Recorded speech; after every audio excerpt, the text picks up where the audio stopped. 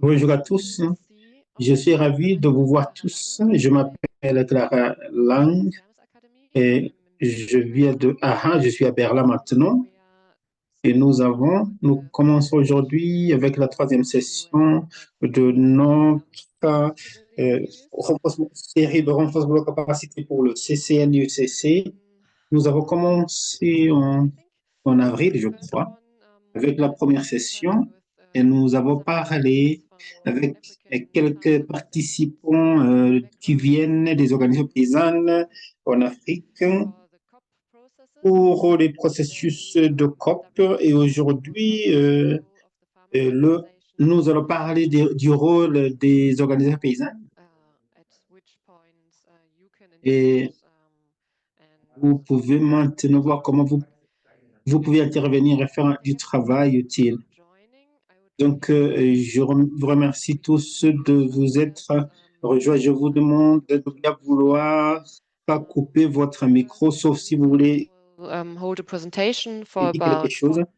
Et Lisa qui aura une présentation de 45 minutes. Et après ça, nous aurons 45 minutes pour les discussions. Donc, je pense que c'est comme ça qu'on a prévu. Et donc, voilà, c'est tout de ma part. Ça, si vous avez des questions, vous pouvez les poser. Merci. Merci beaucoup, Clara, pour l'introduction, la présentation, et merci aussi pour d'avoir impliqué les gens dans cette initiative. Je pense que c'est quelque chose de très précieux que l'Académie Andreas est en train de faire pour renforcer les connaissances des organisations paysannes et leur compréhension des processus autour du changement climatique. C'est important pour les négociations futures, mais aussi pour le futur de l'initiative et des autres initiatives qui seront mises en place. Je vois beaucoup d'amis ici et j'aimerais assurer que cette session soit informelle. Donc, je vais commencer par une présentation sur PowerPoint, mais vous pouvez m'arrêter si il y a quelque chose qui m'intéresse, si vous avez une question, si vous voulez demander une collaboration, des commentaires, etc. Donc, j'aimerais que ça soit un dialogue interactif pour assurer que vous tous, vous allez profiter de ça et aussi de contribuer quelque chose au groupe, donc selon vos expériences personnelles. Donc, maintenant, je vais partager mon écran.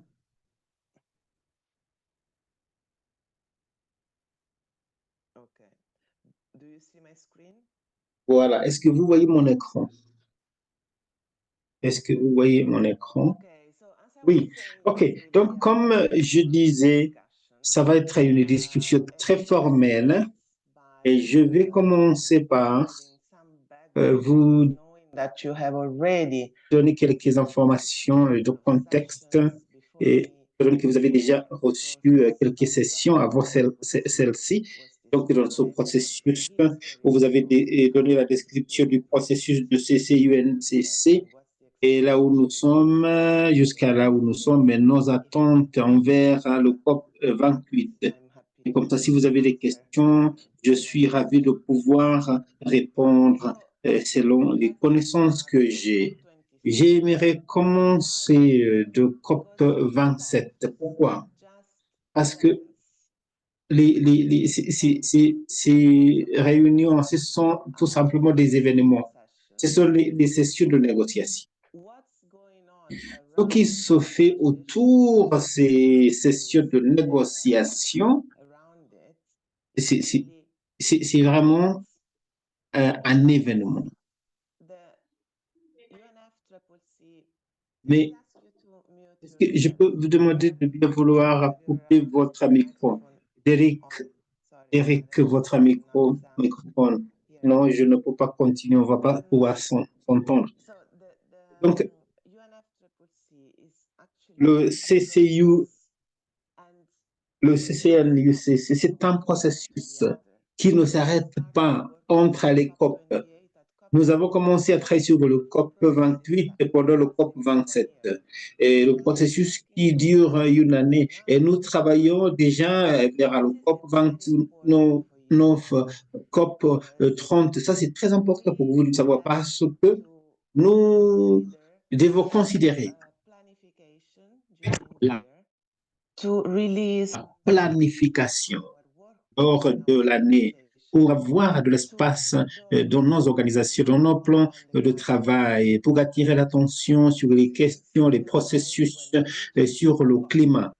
Sinon, lorsque nous allons arriver au niveau de ces COP, ça va être trop tard parce que les décisions sont prises avant. Donc ici, ce sont les réalisations que nous avons constatées lors du COP 27. Et d'après moi, la plus grande réalisation, c'est que nous avons pu rassembler tout le monde lors de ce COP. C'est la première fois que les organisations paysannes faisaient partie de groupes se sont réunis et ils ont participé lors des négociations à l'agenda qu'on discutait. Ils ont pris des positions, c'est-à-dire pour chaque élément qui a un impact sur l'agriculture. Ça, c'est très important parce que la visibilité des paysans comme une circonscription, un groupement mondial est très important étant donné le point politique de ceux qui représentent les agriculteurs. On ne peut pas avoir une organisation qui a plus de force qu'un groupe d'organisations paysannes qui sont unies. Donc, ça, c'est une grande réalisation d'après moi. Et je crois que nous allons faire la même chose cette année. Et pour votre information, le groupement des paysans travaille déjà sur une nouvelle position avant le COP 28. Sont d'entre vous qui êtes sur la liste des emails, vous avez déjà reçu le message sur ça. Et comme vous le savez, nous allons organiser un certain nombre de réunions à partir d'aujourd'hui pour avant le COP 28. Donc, veuillez vous assurer que vous allez participer à ces réunions. Pour ceux qui ne sont pas sur ce groupement, vous pouvez nous envoyer un email et nous allons vous inclure, nous allons inclure votre nom parce que cette circonscription des fermiers, des paysans aimeraient avoir la représentation de toutes les organisations paysannes qui sont intéressées par les négociations climatiques. Il y a une opportunité de contribuer.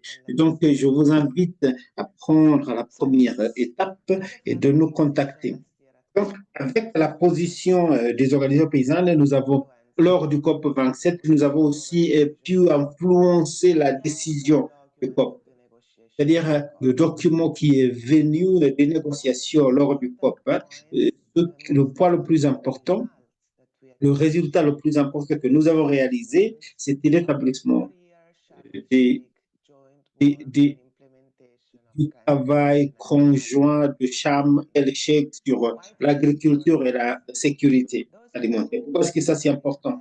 Pour ceux qui étaient à Paris en 2015, le COP 21, vous savez combien de travail la circonscription des paysannes a contribué pour le processus de plaidoyer, pour demander une mention au moins des processus agricoles, la production agricole dans l'accord de Paris.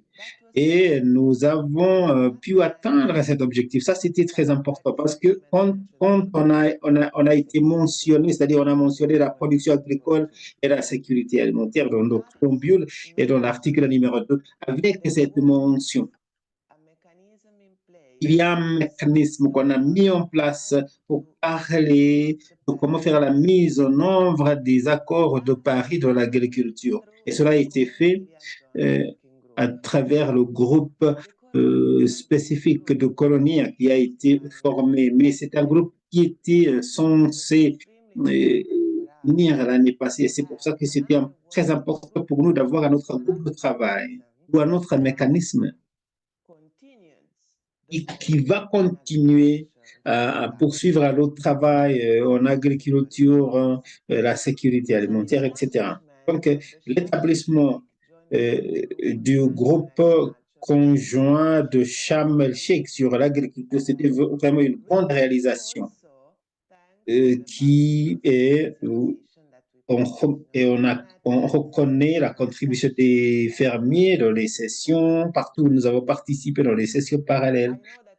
Je sais que vous avez déjà reçu une formation sur le travail sur la mise en œuvre dans le cadre de Sharm el-Sheikh, mais si vous avez des questions, vous pouvez me poser. C'est une négociation très importante que nous suivons et nous allons nous réunir encore lors du COP 28 pour décider comment nous allons faire la mise en œuvre de l'agenda commun sur l'agriculture et le changement climatique. Donc, comme j'ai dit, ici, c'est la plus grande réalisation. Et le document aussi a mentionné les paysans et le rôle des organisations paysannes pour maintenant parler de cet ordre du jour entre l'agriculture et le changement climatique. Et ça nous donne, comme les organisations paysannes, le mandat de donner nos positions, de participer, d'avoir des représentants dans les espaces. Et nous devons aussi faire le plaidoyer pour que cela. Alors, qu'est-ce que c'est fait après le COP 27 vers le COP 28? La première réunion qu'on a eue à Sharm el-Sheikh, c'était le 23 mars. On a eu la première réunion après le COP.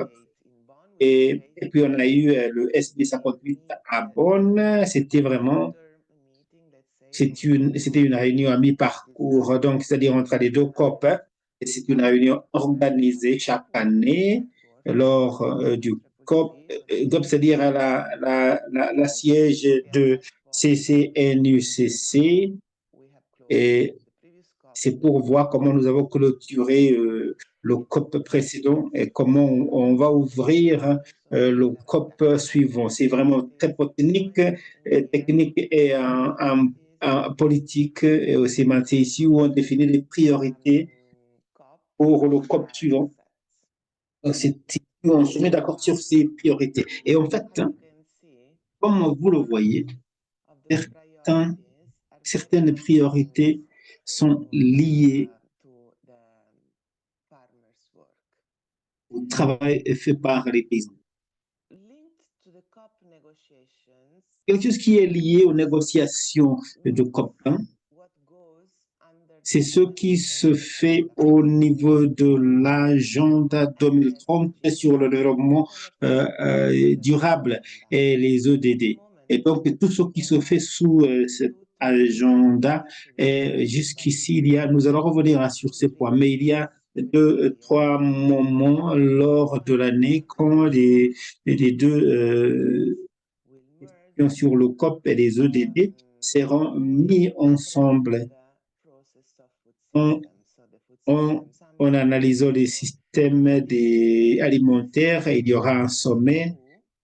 Et donc, il y a le deuxième sommet des systèmes alimentaires qui va lier le COP 28 aux réalisations de ce sommet des systèmes alimentaires. Et nous allons voir comment. Je ne sais pas si vous avez des questions jusqu'ici. Je ne sais pas si vous me suivez, si c'est clair. Je ne vous vois pas. Vous avez levé la main. Donc, ça va, ça marche. OK.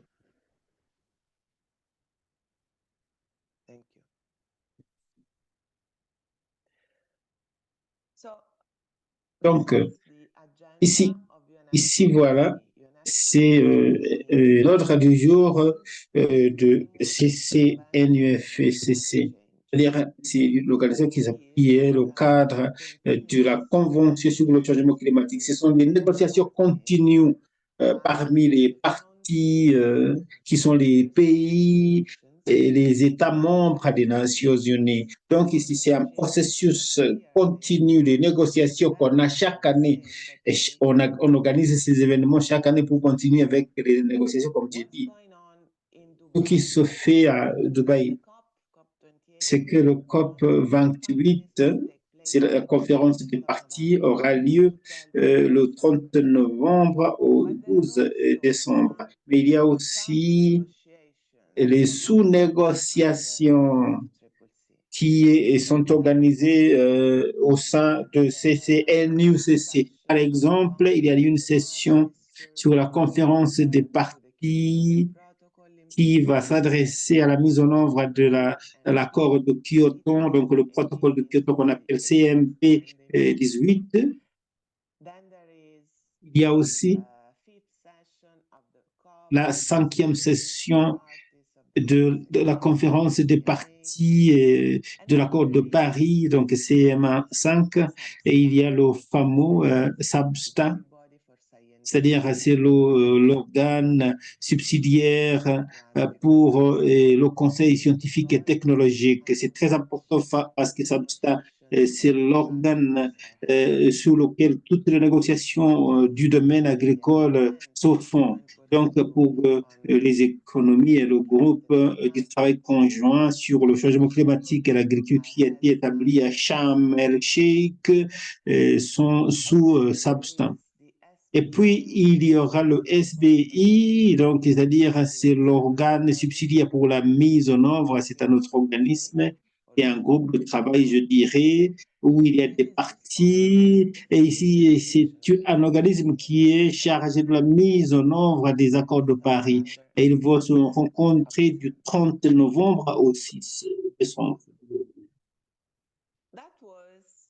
Donc, voilà, ça, c'était l'ordre du jour de la prochaine session de CCNUCC. Mais chaque année, il y a un pays qui organise le COP comme un processus, comme un événement.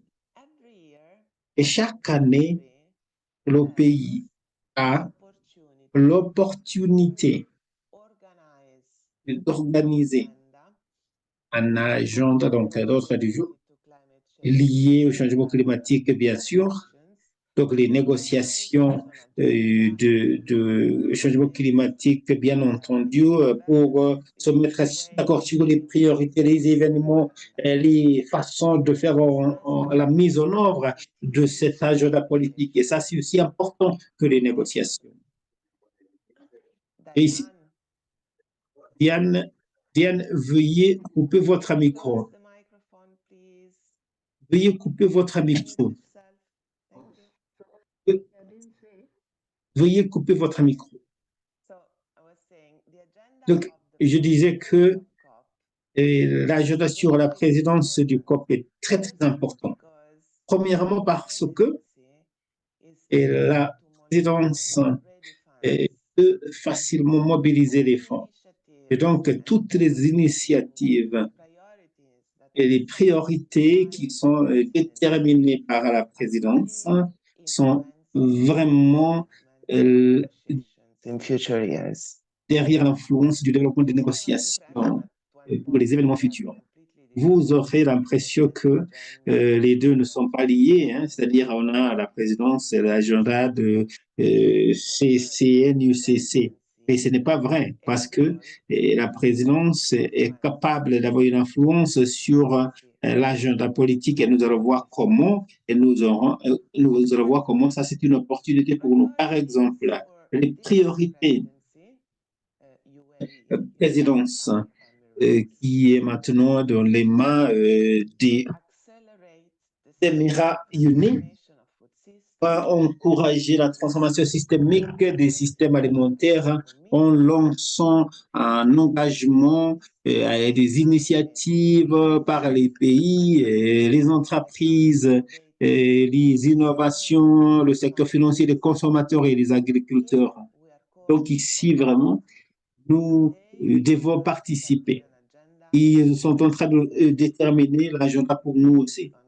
C'est important, c'est notre responsabilité vraiment de prendre à la tête pour déterminer cet agenda. Comme le président a dit l'autre jour, si vous n'êtes pas à la table, vous êtes dans le menu. Donc, c'est quelqu'un d'autre qui va décider pour vous. Donc, ici, dans cet agenda, il y a 4 piliers. Premièrement, c'est un pilier qui concerne les pays. Donc ici, l'idée, c'est d'avoir une influence au niveau de NDC et NAP. Je ne sais pas si vous comprenez le NDC et NAP. Vous connaissez, c'est quoi ça? Est-ce qu'il y a quelqu'un qui ne connaît pas? Ce que ça signifie, peut-être, vous pouvez élaborer un peu. Donc, les NDC sont les contributions déterminées au niveau national. C'est-à-dire, ce sont les plans que chaque pays met en place pour la mise en œuvre de la contribution de Paris dans tous les secteurs. Ce n'est pas seulement pour l'agriculture. Donc, nous devons nous assurer que pour le secteur agricole, ça se fait. Et ça, c'est très important, surtout pour nous, surtout pour les organisations paysannes au niveau national, de se renseigner auprès de leur gouvernement et solliciter l'information pour savoir où est-ce que nous sommes avec la mise en œuvre de ces concepts. Où est-ce que nous sommes? Est-ce que vous avez conçu ces contributions? Est-ce que vous avez tenu compte des interventions du secteur agricole? Et comment est-ce que vous faites participer les agriculteurs? C'est très important, chers collègues, pour votre travail national.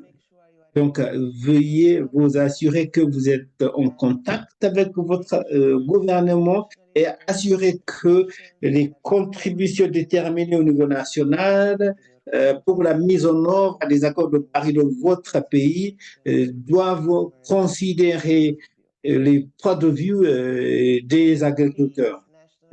NAP, c'est-à-dire sur le plan de l'adaptation nationale. Le concept, c'est le même comme le NDC, mais on se focalise sur les pays en voie de développement et ne se focalise pas sur l'adaptation. Donc, cette idée de présidence, ce que ça fait, c'est que les pays vont inclure dans leur plan national une transformation du système alimentaire. Et ça, c'est très important parce que ça aura un impact sur vous, comme les organisations paysannes, et vos membres comme paysans. Donc, rassurez-vous que ces processus sont entre vos mains et ce n'est pas dans les mains de quelqu'un d'autre. Le deuxième pilier encore maintenant, c'est la mobilisation des acteurs qui ne sont pas les États. Donc, il y a les prestataires des services, il y a les agriculteurs, il y a les commerçants, il y a les détaillants, les consommateurs, toutes les parties prenantes. Donc, tout le monde est assuré qu'ils sont alignés à l'argent qui est défini par les pays. Et donc, ici, ils aimeraient profiter de l'innovation, exploiter l'innovation et donner cette innovation aux agriculteurs. Donc, c'est ici où nous avons beaucoup de travail pour assurer que cette innovation répond aux besoins des agriculteurs et pouvoir répondre aux besoins des agriculteurs par rapport à la productivité, les revenus, et donc avoir tous les cadres nécessaires pour appuyer les agriculteurs. Ce ne sont pas les systèmes qui font que il y a beaucoup de travail qu'on peut faire donc au niveau du pilier 3. Et aussi, pour faire tout ça, il faut mobiliser des fonds. On a besoin des fonds. Donc, pour que nous puissions appuyer les plans de transformation au niveau national. Et donc, la diapositive suivante, je vais vous montrer ce que j'ai dit avant d'une façon très détaillée. Et donc, c'était une photo détaillée. Comme vous voyez ici, en haut, il y a le cadre de comment influencer l'agenda du changement climatique et sa mise en œuvre dans les pays à travers la transformation des systèmes alimentaires. Et vous avez le niveau de l'État à gauche et le niveau non étatique. Comme vous avez vu, on a mis les agriculteurs comme les premiers. Et puis, vous avez la plateforme pour l'innovation, et pour les questions financières que la présidence a déjà, on a les diapos que je vais vous montrer sur ça.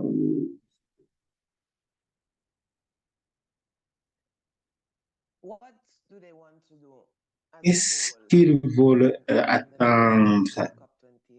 Et donc, au niveau entre le COP 27 et 28, premièrement, il y a un appel des gouvernements pour assurer que les systèmes alimentaires et l'agriculture sont au centre des négociations sur l'action pour le changement climatique. Et ça, c'est très important parce qu'on a décidé que lors du sommet de système alimentaire, que les deux sont liés. Donc ici, ce sont les États qui se sont engagés déjà à ce processus. Et en fait, au début de COP, il y aura un sommet sur l'action sur le climat. Est-ce que ça signifie que les gouvernements, avec leur représentation la plus haut niveau, vont préparer une déclaration qui va établir ce n'est pas seulement un agenda du changement climatique ou un agenda pour les systèmes alimentaires, mais une action sur le changement climatique. Et ils vont faire cette déclaration qui va sortir le 2 décembre lors du sommet donc du COP 28 à Dubaï pour continuer avec l'agenda des acteurs non étatiques. Secrétaires exécutifs des sociétés multinationales sont des gens en train de préparer l'agenda des acteurs non étatiques qui ont beaucoup plus d'initiatives. J'ai sélectionné à partir de leurs priorités. J'aimerais vous montrer comment ils ont fait ça, mais il y a des initiatives qu'ils ont préparées. Et ce qu'ils appellent les initiatives phares, c'est-à-dire les priorités, c'est-à-dire l'adoption de l'agenda pour l'amélioration des paysages alimentaires. Et ici, ça signifie qu'il faut établir le principe de l'agriculture régénérative pour faire la mise en œuvre de l'action climatique au niveau des systèmes alimentaires. Il n'y a pas de définition claire de ce que ça signifie par régénérative. On n'a pas une définition sur les gouvernements, les pays, etc. Et pour les consommateurs aussi. Mais nous savons que ce qu'on appelle regenerative agriculture, c'est l'agriculture qui, au lieu d'utiliser les ressources nationales, on va réutiliser ces ressources nationales. Mais ça, c'est pour l'agriculture. On ne sait pas ce que ça signifie pour l'industrie. Donc, nous devons nous assurer que ce qui est régénérateur, la transformation des systèmes pour faire cette agriculture, c'est un processus qui va impliquer tout le monde. Et l'agenda, ça va intéresser les agriculteurs. Et il y aura, comme j'ai dit, cet agenda va aussi inclure, va aussi tenir compte, optimiser le côté financier de ces négociations par le CCNUCC. Donc, ici, cette agenda sur l'agriculture régénérative et les paysages régénérateurs va être lancé lors du COP 28. Si je ne me trompe pas, on a le sommet en septembre d'ici un mois et demi, mais on va commencer le processus lors du COP 28, mais ça va durer 2 ans. Comme vous voyez, nous travaillons déjà sur les COP futurs. Et ça va s'arrêter au niveau du COP 30 qui aura lieu au Brésil. On ne sait pas où le COP 28 Pactino va se tenir, mais le 30, COP 30 sera au Brésil.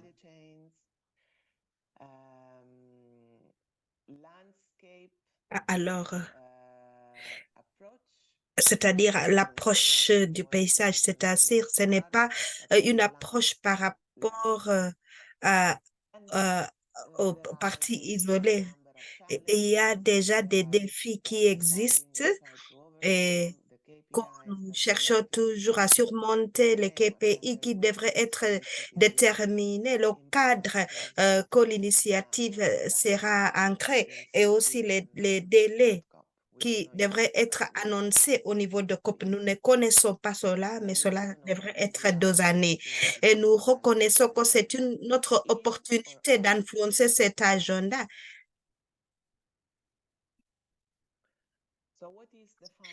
Alors, quel est le dernier mot? Alors, les acteurs au niveau de l'agriculture s'engagent de gérer la transition au niveau des paysages clés de l'agriculture régénératrice en coordonnant les parties prenantes, y compris les agriculteurs, et aussi le progrès matériel d'ici COP 30. Alors ici, j'ai déjà inclus des objectifs des présidences et que nous devons toujours réaliser et avec la mise en œuvre de l'agenda commun entre le système alimentaire et l'agriculture. Il y a ici les données que je vais partager avec vous. Je ne vais pas me focaliser sur les données.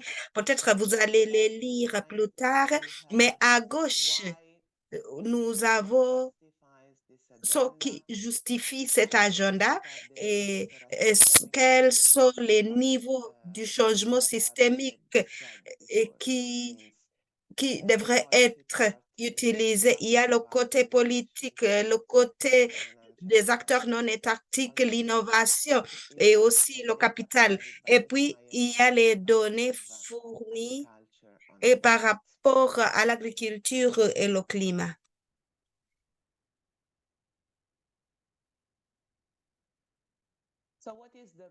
Alors, quelle est la feuille de route pour COP 28 dans cet agenda commun entre le système alimentaire et le climat? Alors, tout a été lancé au mois de mai. Au mai, il y avait le sommet AIM 4 climat.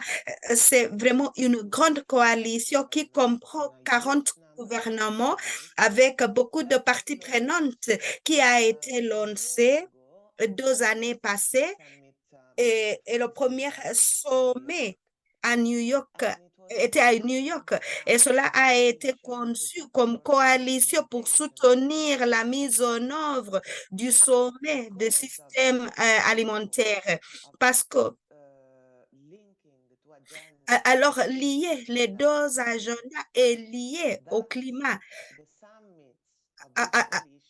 Alors la coalition a été retenue comme point de départ de ce processus de mise ensemble de ces deux côtés.